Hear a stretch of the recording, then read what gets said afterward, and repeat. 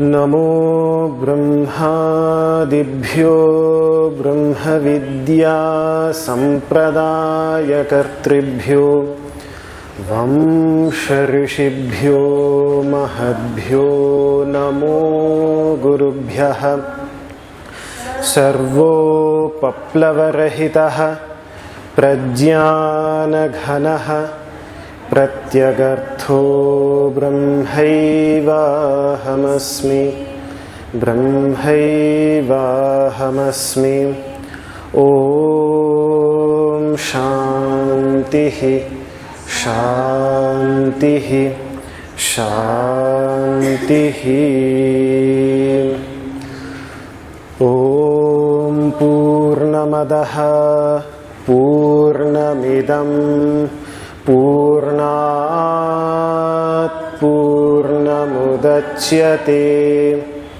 पूर्णस्य पूर्णमादाय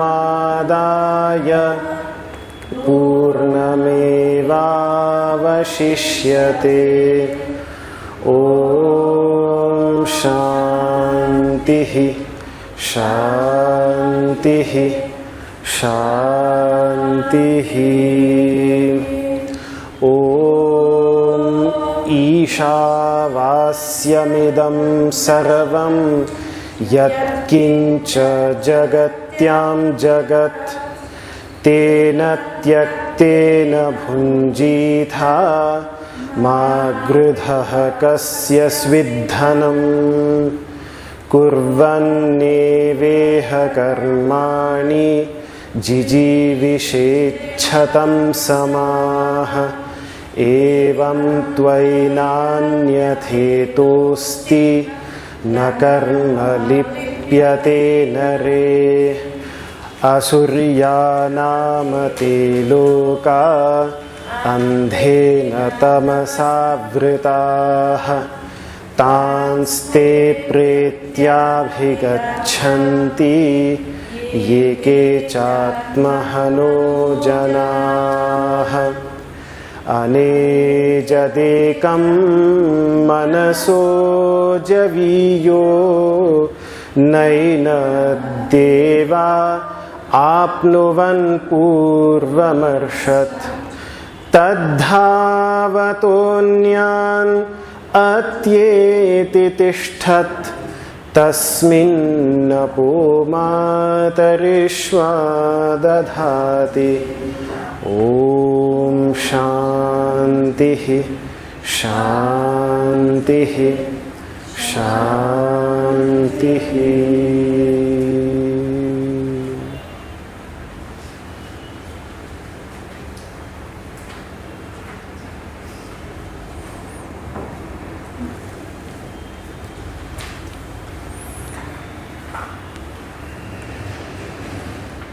The core subject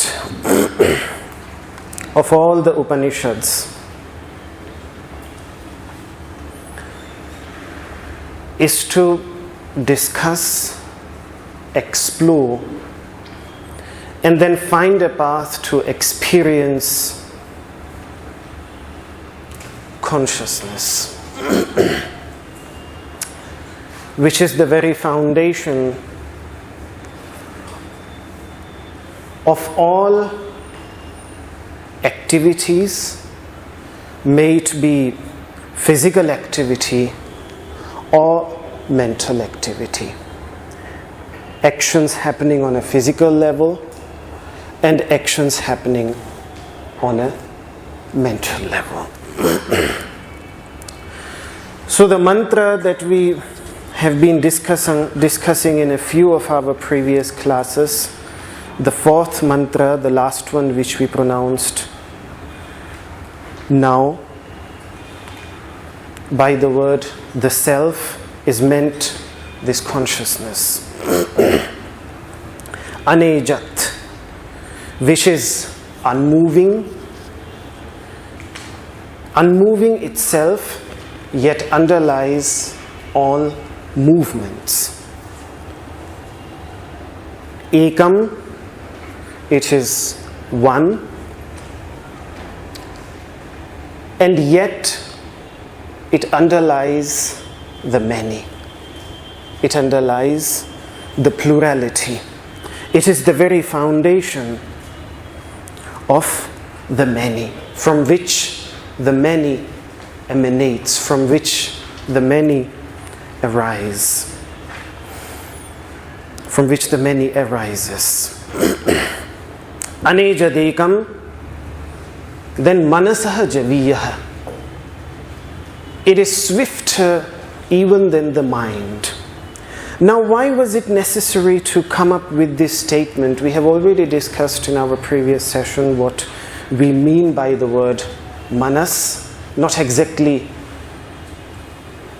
what we refer to in English, particularly in psychology, by the word mind, and that is a little bit a problem when we use equivalent terms from one language to another language, because in the cultural context of India, manas is what we perceive in our mind, the ideas, the thought contents, the emotions, everything that comes up into our awareness, the contents, including everything that we experience through our senses and have been brought into our awareness through the senses. That is what the word manas stands for. As I explained the whole previous class, basically I was just discussing what manas means. Why was it necessary to create a distinction between manas and between this entity? Because in the Upanishadic path, in the Upanishadic practices of meditation, a person uses various symbols as objects of meditation. We can call them alambana. Alambana literally means a prop. A prop. That is what the word alambana means. Alambana means something to which you can hold, something that on which you can hang. That is what the word Sanskrit word alambana means. Sometimes also the word pratika is also used. Pratika means symbol. So a prop or a symbol, these two words are used in Sanskrit. And as a person goes deeper in meditation, they become increasingly subtle and increasingly internalized, which means they go deeper within the objects that a person chooses for meditation. With the help of those objects, he goes deeper within himself. So for example, initially the object would be the physical body, then it would be the prana, then it would be the senses, and then it would become the mind, the manas, what we discussed, manas, the thought contents. Those become the object of meditation. Then it becomes buddhi, the intellect, the faculty of understanding, when the same stream of thought is used to understand something, to decide about something. And this is not something that solely depends on the information that we gather from out there. This is an internal faculty. The fact that we can infer by seeing smoke the presence of fire yet no sense modality has got in touch with that fire. We have not seen it. Yet because its effect is there, so our buddhi, our intellect, that faculty, that tool within, is capable of reaching a decision that even though I cannot see the fire, because smoke is there and smoke cannot exist with fire, therefore fire has to be there. So this is one of the works of the buddhi, the faculty of understanding, the faculty of knowledge.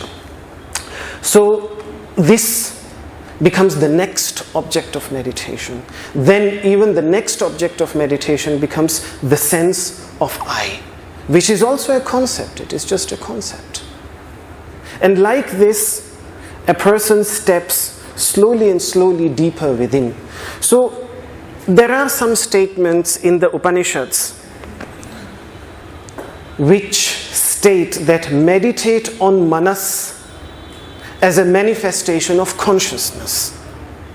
Now, for a while, it is fine. It is perfect to take it as a symbol, as a prop, to reach what underlies it, what is deeper. But at some point, a person has to go deeper. A person has to grow further. And it is this moment that the master is addressing, that you have meditated a lot upon your thought contents as meditation, as objects of meditation. Now the moment has come that you realize that you go deeper into that which underlies every object of thought.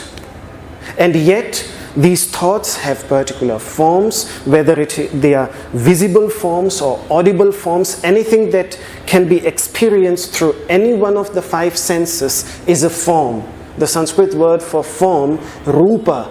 Some rupa, in Sanskrit, rupa comes from nirupana, something that can be expressed in words, something that can be defined, explained, and experienced through the senses. So even sound is a form because it can be experienced through the senses. And yet the entity that we are talking about underlies all these different forms. It is even deeper than that.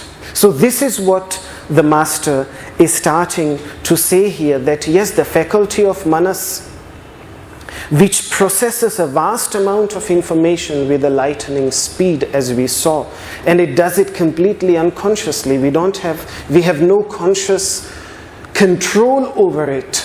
How radiation, electromagnetic radiation, is various wavelengths of these electromagnetic radiation is interpreted by the mind as color, for example. This happens in a lightning speed. It happens so fast that we are not even aware, and we have no conscious control of it. We cannot stop it from happening. The moment that electromagnetic radiation falls on our eyes, it happens. It just happens. That is how the mind works. So it works with a lightning speed, yet even with that speed, it cannot outrun consciousness, which in the understanding of the Upanishadic masters is omnipresent, is present everywhere. And because it is omnipresent, one cannot think of a place where it is not. So however fast the mind might work, however fast it may work, it never outruns consciousness, because consciousness is an entity. On one hand, we understand that the mind is extremely fast, but on the other hand, the Upanishadic masters want to make us aware of this entity which is omnipresent. It is in the ever-present light of consciousness which enlightens every thought, every idea, or every desire, or every emotion that is presented by the mind. Without that awareness, none of these thoughts, none of these ideas, none of these emotions would make any sense. It is every thought that comes up, every thought that comes up into my mind, it has these two faces, these two aspects. One is the changing aspect, which changes from thought to thought, and one is that unchanging aspect, which does not change, which is present in every thought, in every emotion, that awareness. So we always experience that awareness together with its object. The work of the effort the Upanishadic masters are making is to make us aware of that awareness without those ever-changing aspects of the mind. Like the underlying projecting screen, pictures keep on changing, yet it is the entity on which every picture is being presented. It doesn't change, it always remains there. It underlies the whole film and everything that happens. So that is what they called pure consciousness. For them, the word Brahman and the word Atman, these two words that are frequently used in the Upanishads, Atman is that pure consciousness as it is experienced by the individual at the core of one's being, and because it exists at the core of my being, it exists at the core of every being when we refer to it collectively as a principle, as one principle, then the word Brahman is used. And therefore there are these Upanishadic statements that Atman and Brahman is one and the same. Because Brahman is just a word that is used to refer to this pure consciousness collectively, and Atman is a word that is used to refer to it individually within the individual being. But both words ultimately refer to the same entity, pure consciousness, collectively and individually. Therefore, two words have been used. And then most of the equations that are there in the Upanishads known as Mahavakya, the great sentences, four of which have become extremely well known. Tattvamasi, thou art that. Aham Brahmasmi, I am Brahman. I am Atma Brahma. This self is Brahman. And Prajnanam Brahma, pure consciousness as it is experienced within is collectively Brahman. So these four quintessential sentences actually just underline the oneness and unity of the individual and the universal on the level of pure consciousness, where there is nothing to divide both. So these are known as the Mahavakyas, the great quintessential sentences, and they are four in number because there are four Vedic books. Each one book has one quintessential sentence. But the words might be different, but what they are saying, each one of these four quintessential sentences, they are expressing the same thing. And the rest of the teachings are just to prepare the mind physically, mentally, prepare ourselves physically, mentally, on every possible level to, first of all, conceptually grasp the meaning of these sentences, of these expressions, and then eventually to experience them in one's life. This is the whole purpose that is there of the Upanishads. And it was this aspect of the Upanishads which influenced, which deeply impressed some of the greatest thinkers of modern times, may it be Emerson or Emerson in America, Schopenhauer in Europe. And of course these were the philosophers which inspired great movements.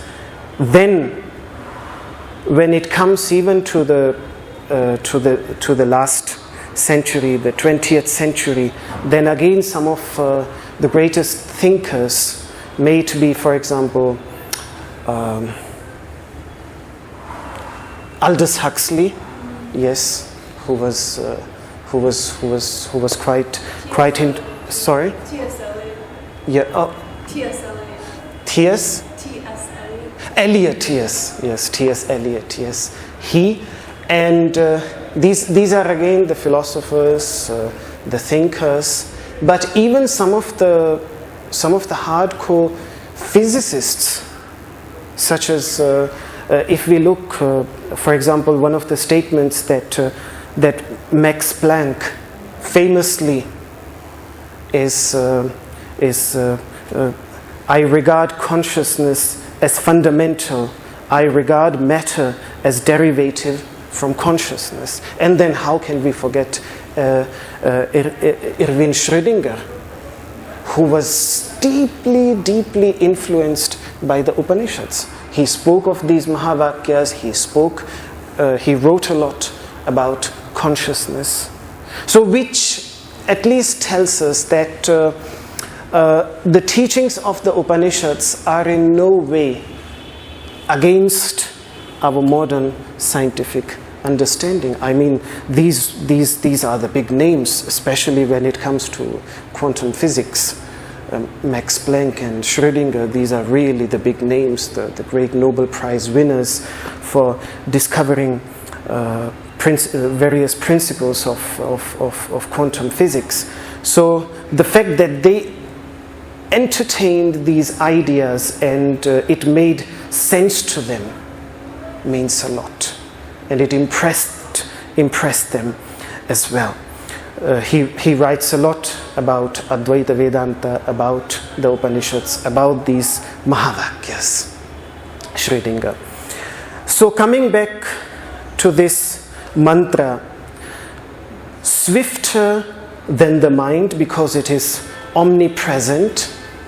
In that sense, it is wherever the mind, in whatever speed the mind travels, it will never be able to outrun it, because wherever it will reach, whatever it will perceive, however fast the mind works, whatever it will perceive will be a manifestation of that consciousness.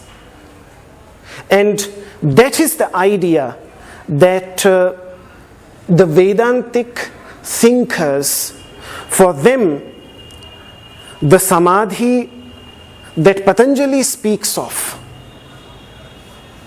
objectless meditation, reaching a state of mind in which there is no object at all, through inner cleansing of objects.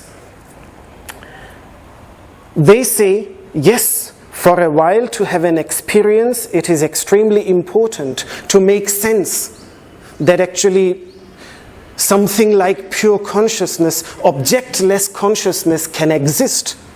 Because many modern psychologists completely reject the idea. They say consciousness inevitably has to have a content. You cannot have consciousness without a content, without an object. It's just not possible.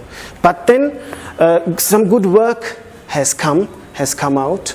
The problem of pure consciousness, a lot of research was put into it. It's a wonderful book, The Problem of Pure Consciousness, and it really, from a Western philosophical perspective as well as psychological perspective, the author tries to make sense that pure consciousness, which means objectless consciousness, can exist. You can be aware without having an object of awareness. The yogis wanted to experience it for themselves. That is basically what asampradhyata samadhi, the last state of meditation in Patanjali's teachings of the Yoga Sutras, is about, to experience pure consciousness. Psychologists initially had problems with various concepts. For example, lucid dreaming. They did not accept the concept of lucid dreaming, yet it is central to the Upanishads. The whole idea of yoga nidra somehow is related to lucid dreaming. But then in the 60s and 70s, the psychologists started accepting it. They started making experiments in it, and then a lot of work was produced. Today everybody accepts that lucid dreaming is possible, which means you can dream while you are fully aware that you are dreaming and you are not asleep. This is completely possible. And the Upanishadic masters even speak of lucid sleep. Lucid sleep. Lucid sleep is that you are asleep, your body is completely asleep, there is no dream, just complete darkness. You don't see anything, you don't dream anything, and yet you are aware that you are seeing nothing. You are aware of that complete absence of any picture, any thought, any idea that is coming. According to the Upanishadic masters, such lucid sleep also should be possible. Not only lucid dreaming, but also lucid sleep. So, this idea of pure consciousness, however, ultimately, in the Vedantic understanding, which speaks of sahaja samadhi, natural meditation, to be in a meditative state in everything that a person does in one's life, which is the next, in the understanding of Vedanta, really the next step of asampradyat samadhi, the experience of pure consciousness, to retain the awareness of that pure consciousness as it is in the absence of all objects of consciousness, to remain aware of it even in the presence of objects, even in the presence of all those ever-changing objects, to retain the awareness of that. This is what they called sahaja samadhi. And some of the greatest mystics of medieval India, such as Kabir, I think one of the most influential and universal in nature, who really, his teachings have that capacity to nail down the truths, and it doesn't matter to him whether for that he has to reject any religion. For example, he would say,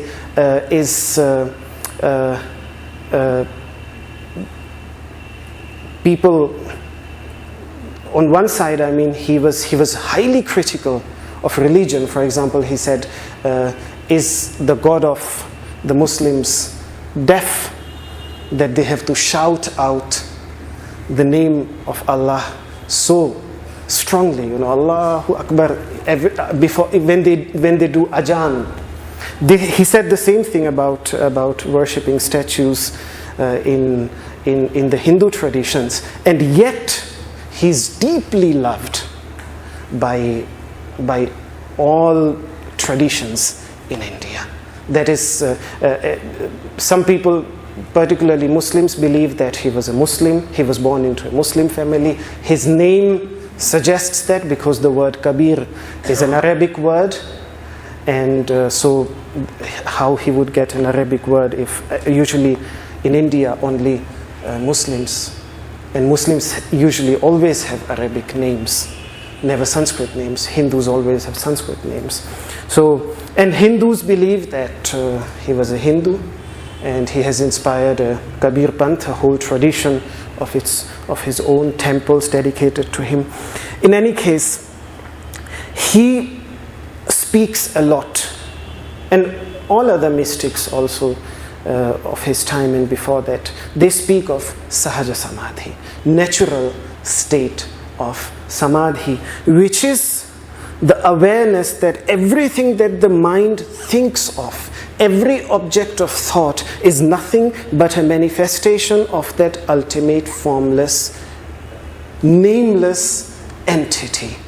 Pure consciousness, pure existence, whatever we might call it, what the Upanishads are talking about, to retain that awareness in everything that a person does. And this is what the Upanishadic master is pointing at here. Manaso javiyaha, swifter than the mind. The mind might be extremely swift, but everything that it talks about, thinks about, everything that it perceives, everything that it makes sense of, is ultimately a manifestation of that consciousness, and the one who perceives that everything is also consciousness. So consciousness is at both ends in every process of perception. As a manifestation at the other end, and as its pure essential nature at the end of the perceiver. But no, in every act of perception, and this is how the Upanishadic teachings unfold. First of all, they speak about the process of cognition. Then they speak about the inner end of cognition, which is the cognizant, the one who is experiencing it, the one who knows it, the knower. So this inner end, and then they come to the outer end, which is the known, and then the realization that even the known is nothing but a manifestation of that pure consciousness which is present as a knower. What is the result? That everything is just one. And the duality is just an imagination created by the mind.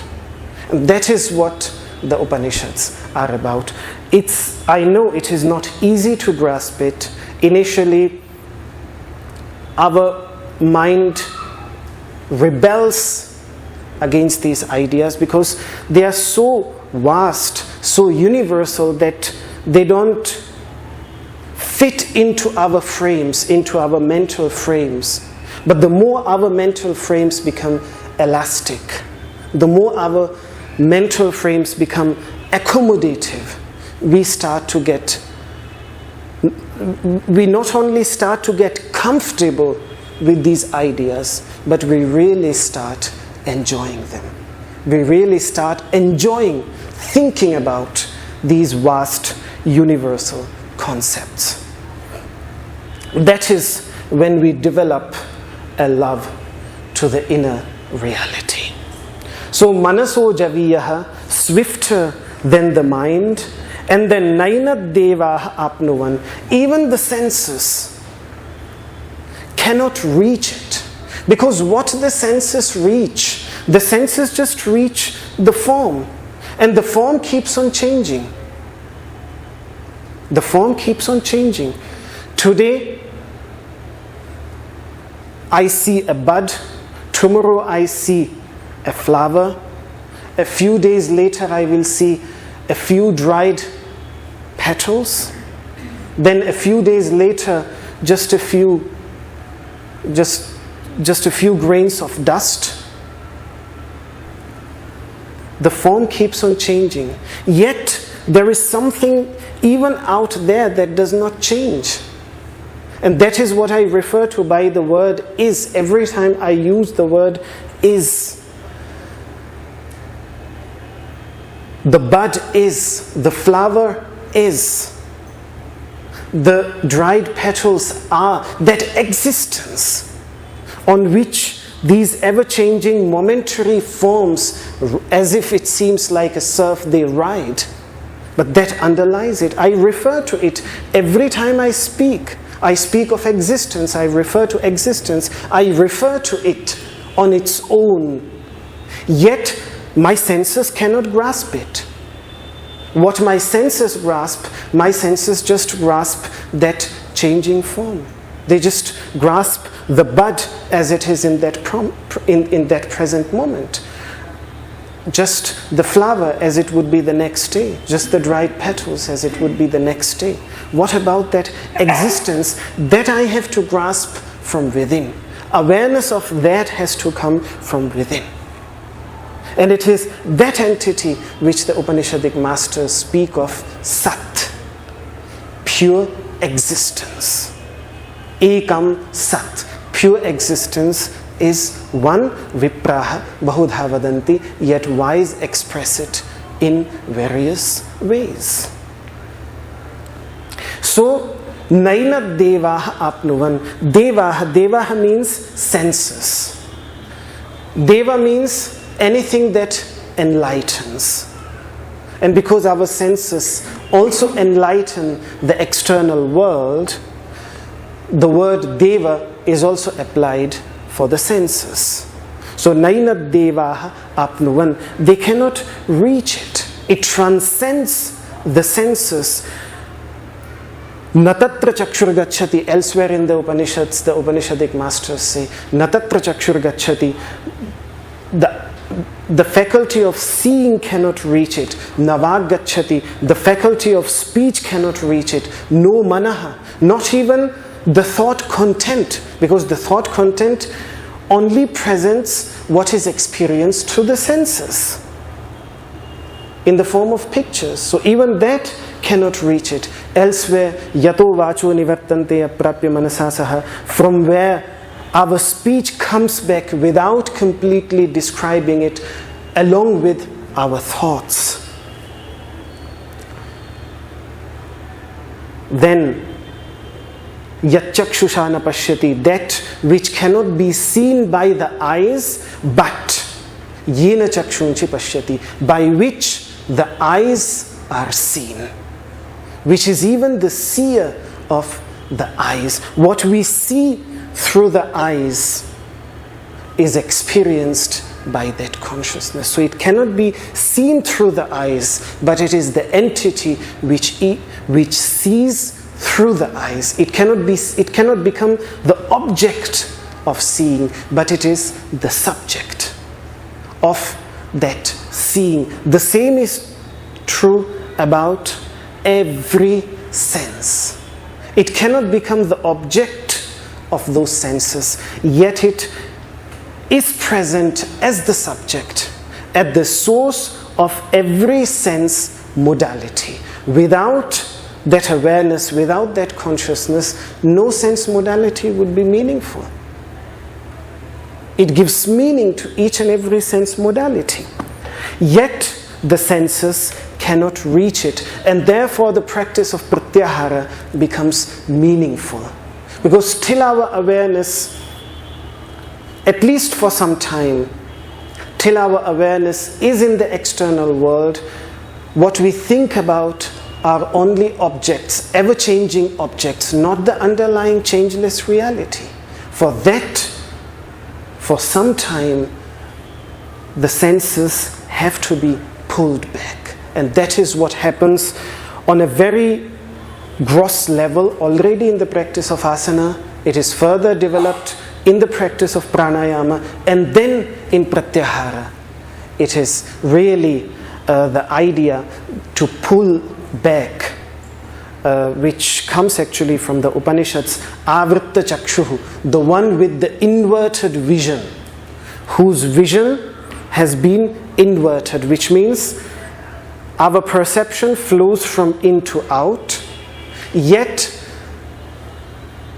the cognition, the perception of a meditator flows from the mind not into the external world, but from the mind into its own core, into its own center. So it's not what can be described as a centrifugal tendency in which awareness emanates from the center into the world around, but it is rather a centripetal tendency in which awareness flows within, into its own depth. That is what is understood by pratyahara. That is what is understood, and often the example that is given of a tortoise or a turtle to draw back, because it draws back, it its limbs into its own shell. That is what a yogi does with the practice. Yada samharate chayam kurmonganeva sarvasha, second chapter of the Bhagavad Gita, that when a yogi, when a meditator draws back his senses like a turtle, draws back its limbs, kurmasana in asana practice, then first of all it is kurmasana with all the limbs out, and then eventually it is supta kurmasana in which all the limbs are drawn within.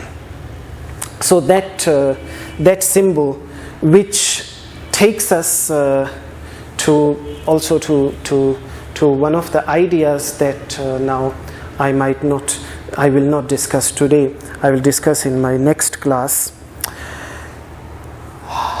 The Kurma Avatara, the Kurma manifestation of consciousness, one of the 10 incarnations. The second one is the Kurma Avatara. The second one is the turtle incarnation, in which the Lord is said to have supported a great mountain which was being used as a churning stick to churn the ocean of existence by the good and the bad forces.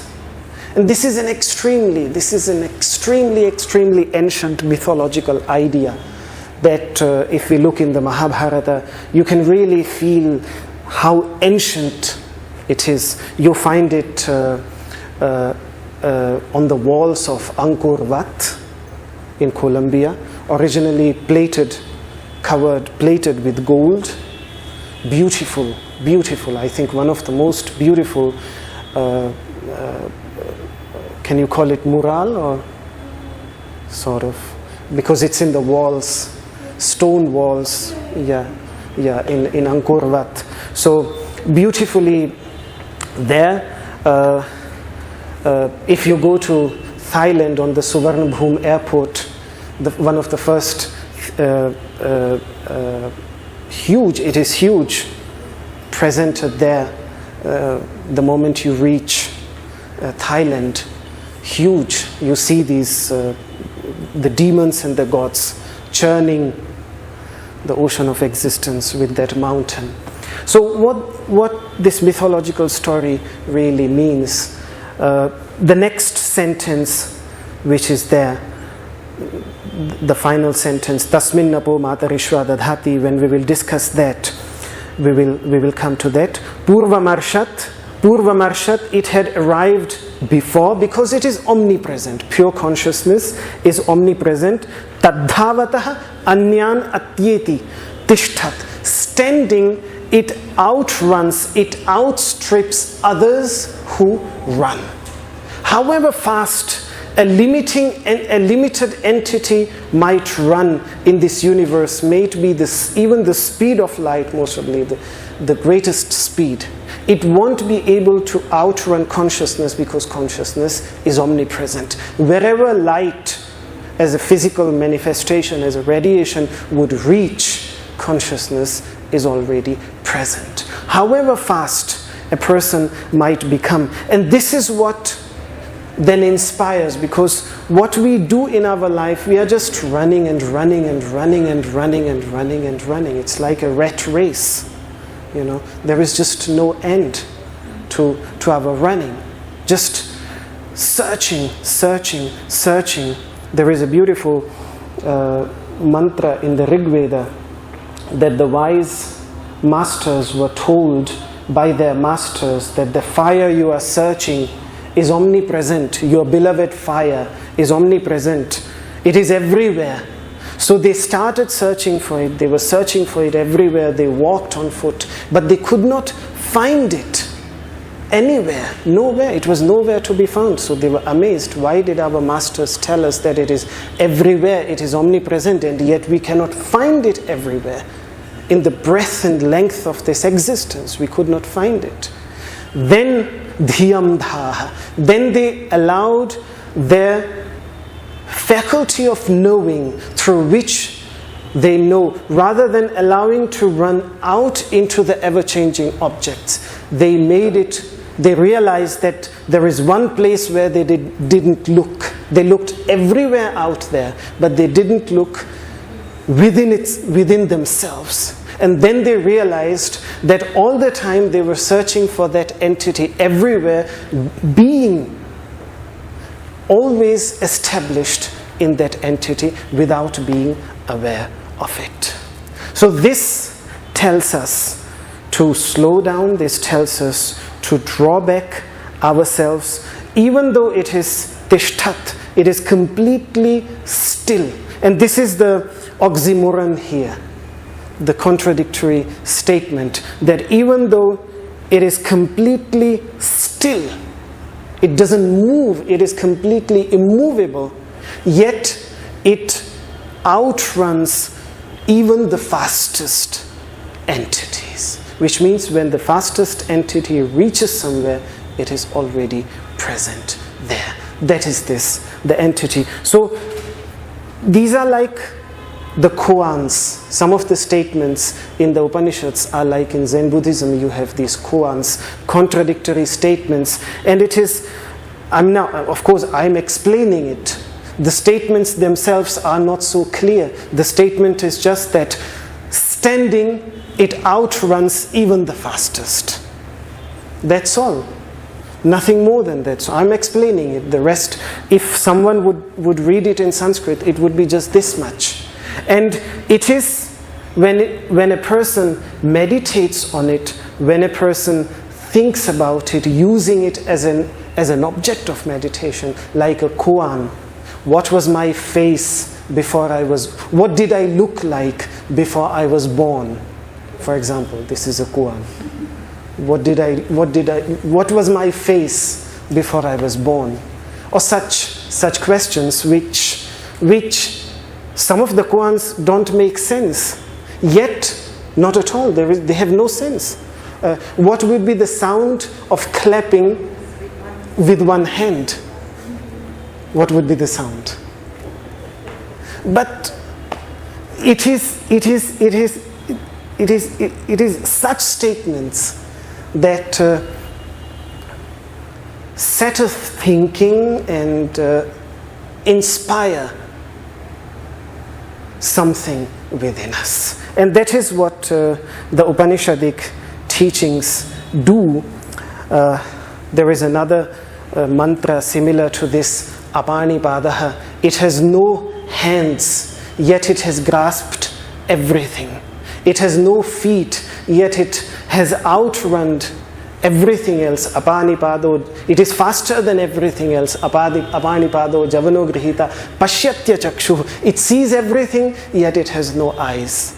It hears everything, yet it has no ears. Earless, it hears everything. Sashranotya karnaha, apanipado javano grihita pashyatya chakshu sashranotya karnaha. Now I can't remember the next. Apanipado javano grihita pashyatya chakshu sashranotya karnaha. Savetti vedyam, yes. Everything that can be known is known by it. Everything that can be known is known by it. Nacha tasyasti vetta. But nothing can know it.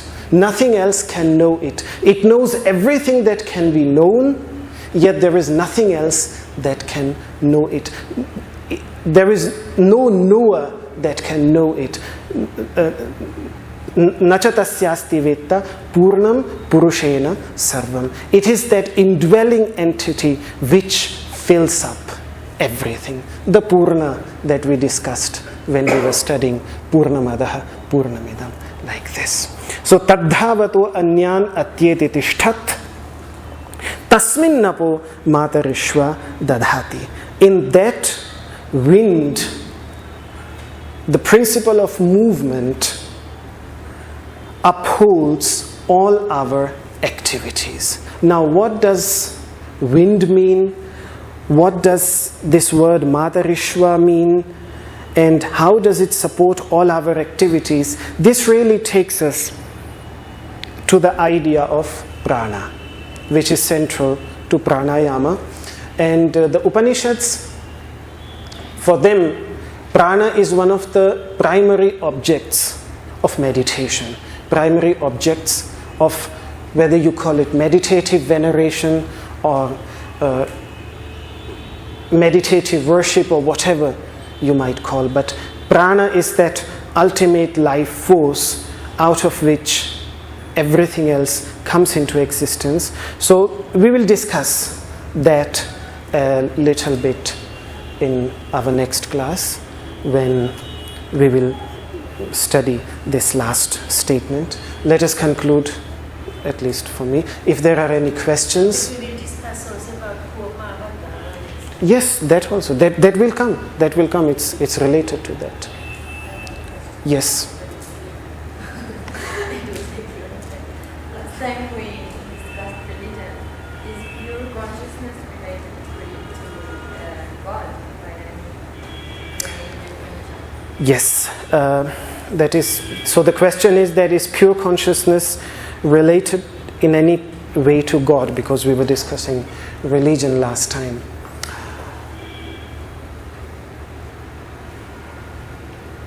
In the understanding of Vedanta, and even I talked about the three Vedic traditions which reject the idea of God, and three Vedic traditions which accept the idea of God, none of them rejects the idea of pure consciousness.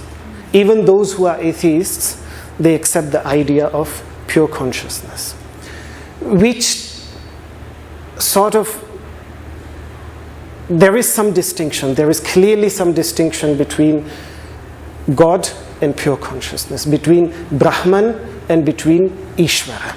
First of all, the distinction that is there is a distinction that has been taken into account by all mystics who speak of pure consciousness or equivalent to pure consciousness, for example, which is as the personal God and the impersonal divinity. So for example, when Mansur al-Hallaj, he speaks of Ana al-Haq, I am the supreme truth, then the entity which he refers to as al-Haq, the supreme truth, transcends even the Allah of Islam, the personal God of Islam with which religion is concerned. And I think now I would have to go back to my chapters on the Jewish mystics. Even the Jewish mystics, I can't remember now the Hebrew word for these.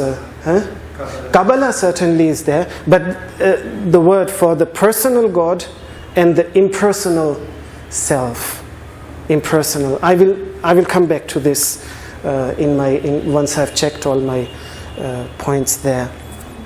I can't remember the Hebrew words for that, but the distinction clearly exists in many Hebrew philosophers and mystics' writings. It clearly exists there, this distinction between Ishvara, the personal God, and Brahman, pure consciousness. To answer it from the Vedantic perspective, Upanishadic perspective, and this is what lands the mystics in problem with the religious people for whom Allah, for example, is the supreme, and then here comes somebody who speaks about something greater than that. If they don't understand what they really mean by that, they wouldn't grasp it. And this is sometimes also known as the two-tier concept of God. When it comes to Meister Eckhart, he speaks of that God and Godhead, which is Godhood. Godhead, it's not head, it's that ancient word for hood, so Godhood. That distinction Meister Eckhart also very clearly makes. And when he speaks of Godhead, then he speaks of God as something extremely limiting, as something that still is filled with limitations. And I feel there are beautiful quotations by Meister Eckhart where he underlies this difference between God and Godhead. Coming back to the idea of Vedanta, which is a theistic philosophy and therefore accepts the idea of God, still the ultimate purpose of Vedanta is to rise above the idea, the limiting idea of God. How does it put it? The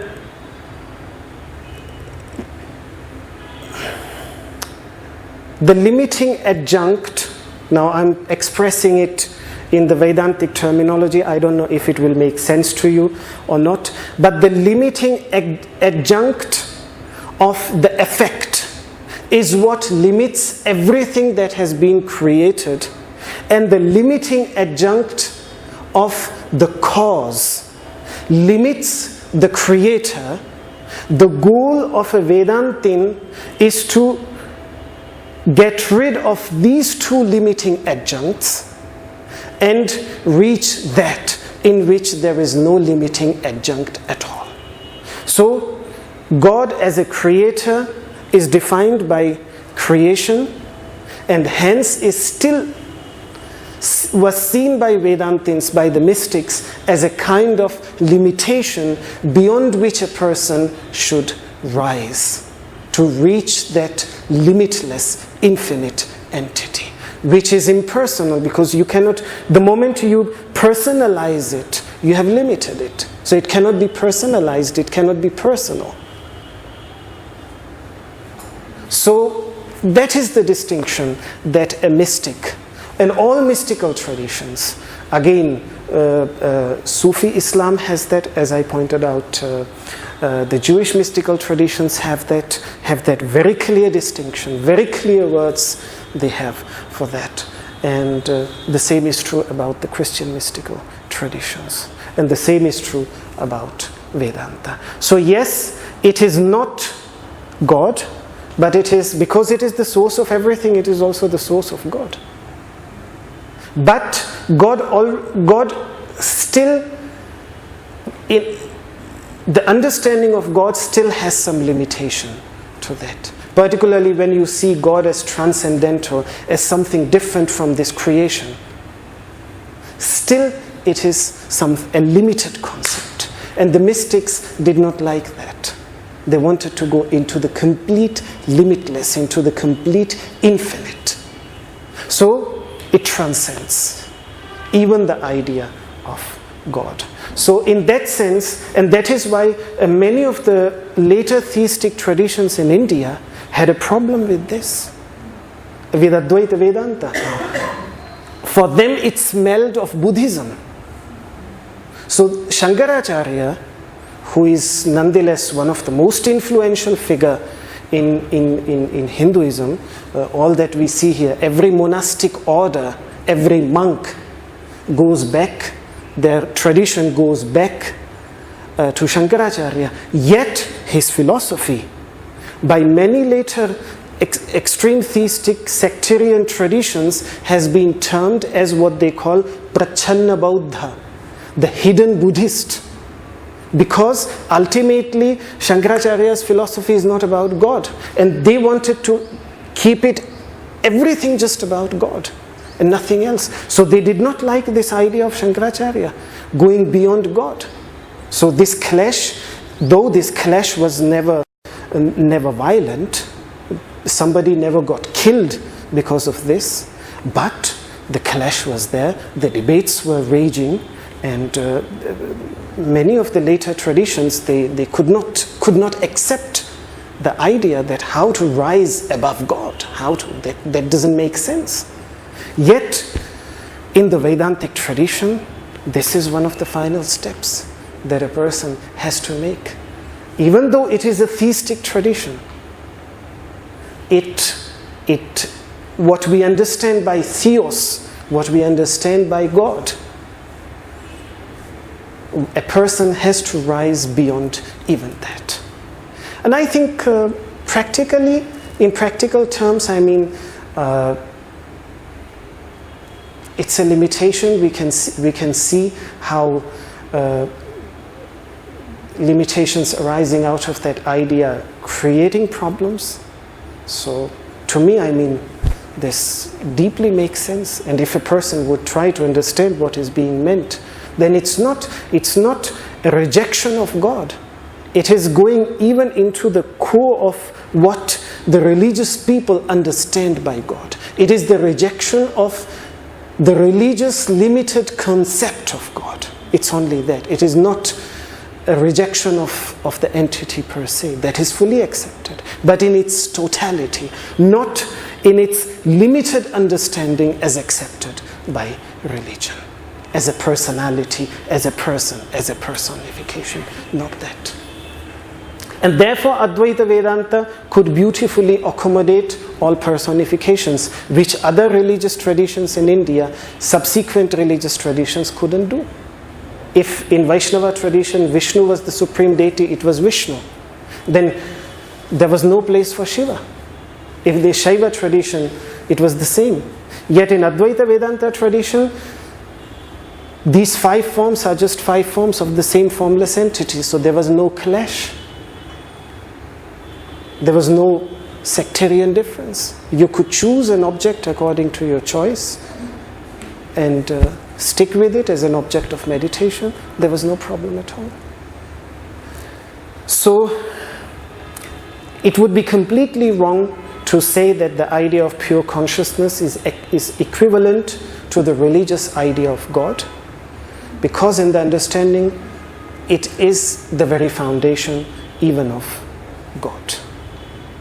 And in that, the mystics of all religions are completely unanimous. They have no disagreement. Each one of them speaks of this. Any mystic of any religion.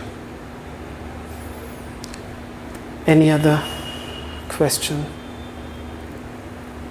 When you spoke about the mountain with the demons and the forces around it, does it have any relation to the Kailash mountain? The mountain there specifically is Mandara mountain, and symbolically it is the mind.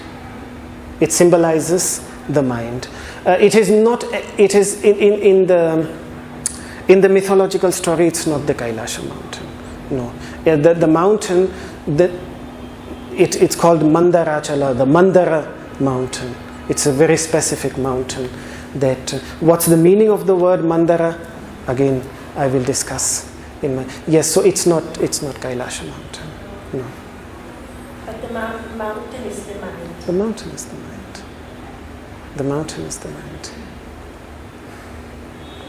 Anything that has to do with the churning stick, because in yogic practices, the mind, this constant, the manas that we talked about, is used as the churning stick. Churning stick, and the churning stick, by which you churn the curd to. Yeah, so the churning stick by which you can churn, you can churn the curd so that the essence, which is omnipresent and yet is invisible. It is in every drop of the curd. The fat is there present in every drop of the curd, yet you cannot see it, you cannot perceive it, you cannot experience it. Yet what the churning stick does, that it churns it to such an extent that the fat becomes clearly perceivable, the butter becomes clearly perceivable. And that is what the mind does. Therefore the practice of dhyana is often compared to the churning of the ocean of existence, in which the mind is used as the churning stick, and our good and bad tendencies keep on pulling us, sometimes into the yoga hall, then sometimes elsewhere, out, and it is in this that we find it. And both are essential. Both are, person cannot live and die in the yoga hall. the person has to go out as well. So we'll come back to this in our next class. Yes. Talking about the people influenced by the Upanishads. Do you know the story of Oppenheimer? No? So, do you know who Oppenheimer is? No, not at all. He was the one that helped build the atomic bomb at the Manhattan Project, I think in Nevada. And so they did test sites of the bombs out in the desert. Was it the one who quoted the Bhagavad Yes. Gita? And Ah, so yeah. I just couldn't. Yeah, as soon Yeah. as it exploded, I think he said he saw it, and he had his education. He was educated in Sanskrit, and he saw it, and I think he said like. Kalosmi lokakshay krit praviddho lokan samahartami praviddha. And Yes. so then Yes. something like I am deaf. Yes. Kalosmi loka. This. He pronounced in that moment. He pronounced this shloka from the Bhagavad Gita. Kalosmi lokakshay krit praviddho lokan samahartami praviddha. I am time. I am death. Kalosmi lokakshay krit praviddha. I have manifested myself for the annihilation of this world. Kalosmi lokakshay krit praviddho lokan samahartum praviddha. So it is basically a reference to the destructive principle of the divine.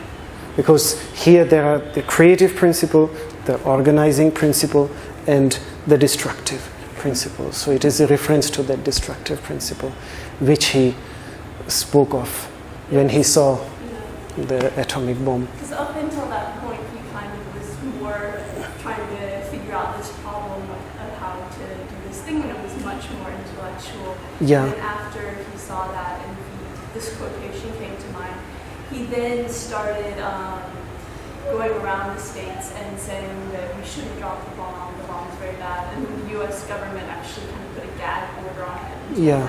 He had to stop talking. But it was that gave him kind of a moral consciousness. Wow. Wow. Until That I didn't know. This I didn't know. kind of This I didn't know. Yeah. Beautiful. I think it's really interesting Wow. that really clicked for him. Yeah. I mean, with knowledge, responsibility comes. I think that's exactly what happened. Yeah. That's again. I mean, with knowledge, with information, we can increase our information. We can increase our understanding. But with that, our responsibilities also, which we speak often of our rights, but we never speak of our responsibilities. Right. And we are responsible for things that we are doing. So that goes hand in hand together. Many, like hundreds of scientists saw this, and he's the only one after this experience to then say, like, no, we can't do this. We can do this. Yeah. And I really think it's because of that, his understanding of Went the beautiful. Yeah, I have even seen the video which is on YouTube, in which he, while addressing, he speaks of this Kalosmi lokakshay krit praviddho from the 11th Vishwarupa, universal form of the divine. So beautiful. Because for new creation, you need to destroy, you need the destructive power.